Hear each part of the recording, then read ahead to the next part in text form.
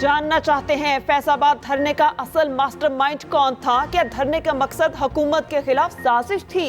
धरना नजरसानी दरखास्तों पर समाअत के दौरान चीफ जस्टिस के सवाल। जस्टिस काजी फाइज ईसा ने रिमार्क्स दिए, धरने से मुल्क को अरबों रुपए का नुकसान हुआ, सरकार को कोई परवाह नहीं। आइंदा के लिए मिसाल होनी चाहिए, अगर ऐसा हुआ तो संगीन नताइज होंगे। हुकूमत ने अदालती फैसले पर अमल दरामद के लिए कुछ नहीं किया। हुकूमत साफ कह दे कि इसने कुछ नहीं करना, कागज के टुकड़ों से पाकिस्तान नहीं चलेगा। सुप्रीम कोर्ट ने हुकूमत की फैक्ट फाइंडिंग कमेटी पर अदम इत्मीनान का इजहार कर दिया। एक शख्स कनाडा से आया, पूरा मुल्क ऊपर नीचे करके चला गया। क्या हमारी हुकूमत ने कनाडा की हुकूमत से राबता किया? चीफ जस्टिस काजी फाइज ईसा के दौरान समाअत रिमार्क्स सवाल किया, क्या हम कनाडा जाकर उनके पूरे मुल्क को डिस्टर्ब कर सकते हैं? कनाडा ने सिख रहनुमा के कत्ल पर कितना रद्देमल दिया, यहाँ किसी को कोई परवाह नहीं। क्या कनाडा से आने वाले ने टिकट खुद खरीदी? उनको पाकिस्तान कौन लेकर आया था? यहाँ मुल्क और दीन इस्लाम को बदनाम करें, कोई पूछने वाला नहीं।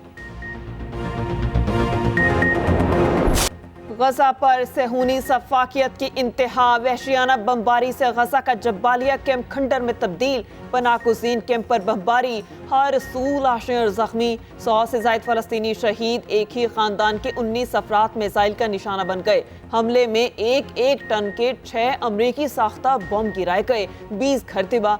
लातादाद पनाकुज़ीन मलबे तले दब गए, 50 शहीदों के जिस्म मलबे तले निकाल लिए गए।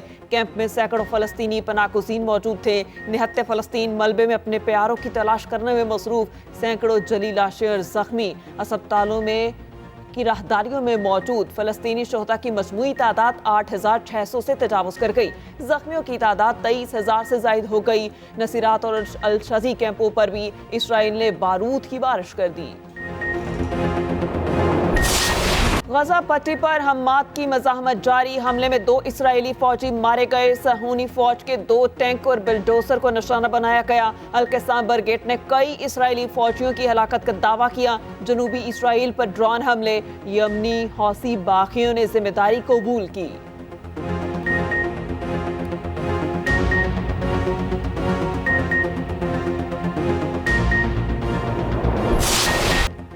इसराइल की हिमायत पर अमेरिका के लिए मुश्किलात बढ़ गई। अमेरिकी सेनेट कमेटी में इसराइल के खिलाफ जबरदस्त एहतजाज और यूक्रेन की इमदाद के लिए $106 अरब की नेशनल सिक्योरिटी फंडिंग। अमेरिकी वज़ीर ख़ारिजा एंटनी ब्लिंकन के लिए तकरीर करना मुश्किल हो गया। एक शख्स ने फलस्तीनियों के हक में नारेबाजी शुरू कर दी। पुलिस ने एहतजाज करने वाले शख्स को गिरफ्तार करके बाहर निकाला। चंद लम्हों के बाद खातून ने फलस्तीनियों के कत्लेआम के खिलाफ आवाज़ बुलंद कर दी। खातून को भी गिरफ्तार कर लिया गया। एंटनी ब्लिंकन को अपनी तकरीर बार बार रोकना पड़ी। पुलिस ने सेनेट की इमारत से 12 मुजाहिरीन को गिरफ्तार कर लिया।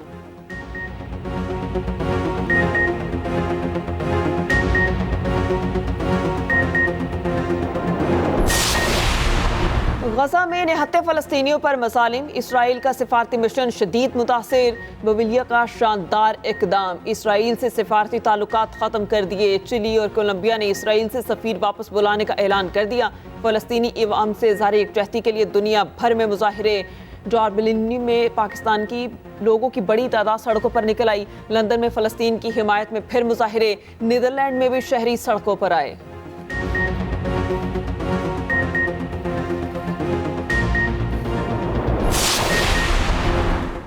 गैर कानूनी गैर मुल्कियों की वापसी की डेडलाइन खत्म, ऑपरेशन शुरू। रावलपिंडी से 64 अफगान बाशिंदों को तोरखम बॉर्डर रवाना कर दिया गया। अफगान शहरी मुख्तलिफ मुकदमात के तहत जेल में कैद थे। तारकीन वतन को 2 बसों में सवार किया गया। पुलिस की नफरी 20 साथ मौजूद। तोरखम बॉर्डर पर अफगान हुकाम के हवाले किया जाएगा। वजारत दाखिला ने पहली बार फॉरेन एक्ट के तहत बेदखली का हुक्मनामा जारी कर दिया। सिक्योरिटी फोर्सेस ने मैपिंग और जियो फेंसिंग से अफगान बाशिंदों की निशानदही मुकम्मल की। सिंध में 2 लाख गैर कानूनी तारकीन वतन मौजूद। KP में 3 लाख अफराद की निशानदही हो चुकी। पंजाब और बलोचिस्तान में डेटा स्कैनिंग जारी। रावलपिंडी में 12,000 अफगानियों में से 6,000 गैर कानूनी निकले। 6,000 की तस्दीक मुख्तलिफ मराहिल में जारी। गैर कानूनी तारकीन वतन की वापसी के लिए मोहलत खत्म। 1,26,017 अफगान बाशिंदे रज़ाकाराना तौर पर वापस गए। गुज़श्ता रोज़ 21,536 अफराद वापस गए। वापस आने वाले 883 खानदानों में ख़वातीन और बच्चे भी शामिल। रज़ाकाराना वापस ना जाने वालों को होल्डिंग सेंटर्स में रखा जाएगा। सिंध में 3 होल्डिंग कैंप्स बना दिए गए। कराची के होल्डिंग कैंप पर पुलिस की भारी नफरी तैनात। कराची में 1,65,000 तारकीन वतन रिहाइश पजीर, ज्यादातर डिस्ट्रिक्ट ईस्ट और सोहराब घोट में मौजूद। कोयटा शहर में 2 मकामात पर होल्डिंग सेंटर बना दिए गए। दोनों सेंटर्स में 800 अफराद को रखने की गुंजाइश मौजूद। गैर कानूनी गैर मुल्कियों के लिए पंजाब में 36 होल्डिंग कैंप कायम। निगरान वज़ीर इत्तलात आमिर मीर ने कहा, सिर्फ छुपे हुए लोगों को गिरफ्तार किया जाएगा। होल्डिंग कैंप्स महफूज इमारतों में बनाए गए। गैर मुल्कियों को रखने और ट्रांसपोर्टेशन के अखराजात हुकूमत बर्दाश्त करेगी।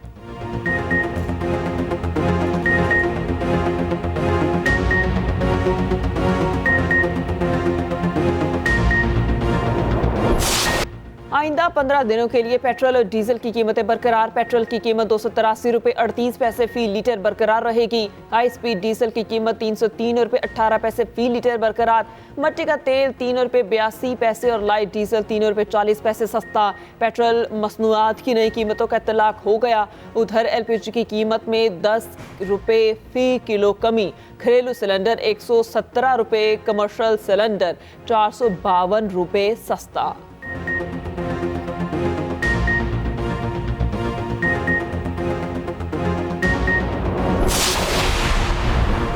आसिफ जरदारी को एहतसाब अदालत का बुलावा आ गया। ठट्ठा वाटर सप्लाई रेफरेंस की एहतसाब अदालत इस्लामाबाद में समात साबिक सदर समेत 15 मुल्जिमान को तलब किया गया। एहतसाब अदालत के जज मोहम्मद बशीर ने समात की। मुल्जिमान को 18 दिसंबर को अदालत में पेश होने की हिदायत।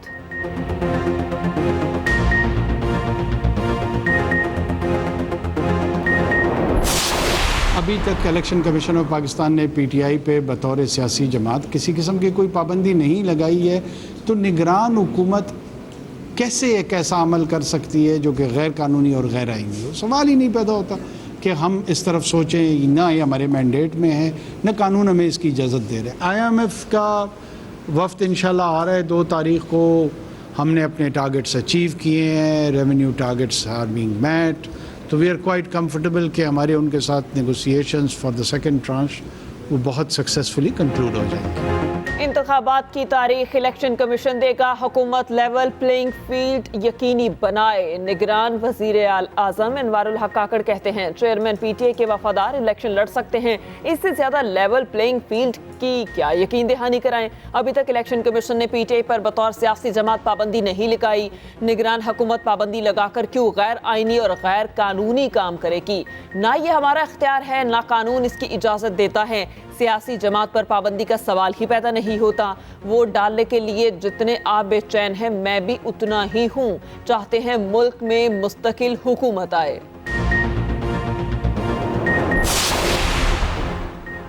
नवाज शरीफ की ज़ेर सदारत लीगी बड़ों की बड़ी बैठक जारी। शहबाज शरीफ, मरियम नवाज और हमजा शहबाज शरीक। इजलास में आइंदा आम इंतखाबात और मुल्की सियासी सूरत हाल ज़ेर गौर। पार्टी की इंतखाबी मुहिम के आगाज़ और इंतखाबी मंशूर पर तफसीली मुशावरत जारी। नवाज शरीफ का सियासी जमातों के सरबराहान से मुलाकात का फैसला। 4 सूबों के दौरे करेंगे। मंशूर कमेटी कायम। उम्मीदवारों से दरख्वास्तें मांग लीं।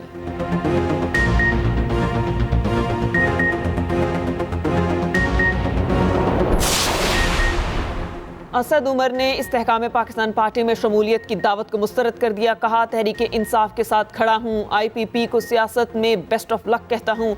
उधर सानेहा 9 मई के मकामात की तहकीकात में असद उमर तलब। इन्वेस्टिगेशन पुलिस लाहौर ने आज शाम 4 बजे बुला लिया। तहरीक इंसाफ के साबिक वफाकी वजीर गुलाम सरवर खान IPP में शामिल। जहांगीर तरीन और अलीम खान से मुलाकात की।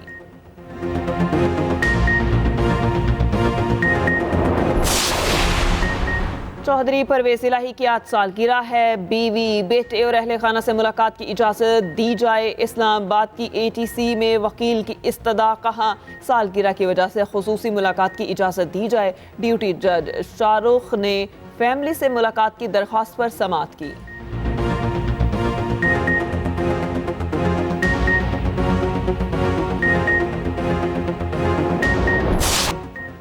क्रिकेट वर्ल्ड कप में पाकिस्तान की बांग्लादेश के खिलाफ कामयाबी, सेमीफाइनल में पहुंचने की उम्मीद बरकरार। शाहीनों ने मुसलसल 4 शिकस्तों के बाद पहली फतह हासिल की। बंगाल टाइगर्स को 7 विकेटों से बाआसानी हरा दिया। 205 रन का हदफ 33वें ओवर में पूरा किया। चांस मिलते ही फखर जमान का लाठी चार्ज, 60 छक्के और 3 चौके लगाए। 74 गेंदों पर 81 रन की इनिंग्स खेली। अब्दुल्ला शफीक की भी 68 रन की उम्दा बैटिंग। पाकिस्तानी बॉलिंग के सामने बांग्लादेश की टीम ढेर हो गई।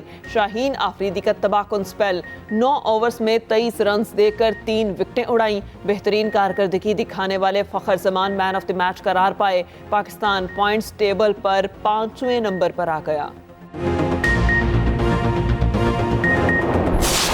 शाहीन आफरीदी की ऊंची उड़ान, विकेटों की तेज तरीन सेंचुरी बनाने वाले पाकिस्तान के पहले बॉलर बन गए। फास्ट बॉलर ने एजाज करियर के 51वें मैच में हासिल किया। बांग्लादेश के खिलाफ 3 विकेटें हासिल की। कप्तान बाबर आजम कहते हैं, मालूम था फखर खड़ा हो गया तो मैच आसान हो जाएगा। अगले 2 मैचेस भी इसी तरह खेलेंगे। अभी टीम के पास आगे जाने के चांसेस हैं। पाकिस्तान अपना अगला मैच 4 नवंबर को न्यूजीलैंड के खिलाफ खेलेगा।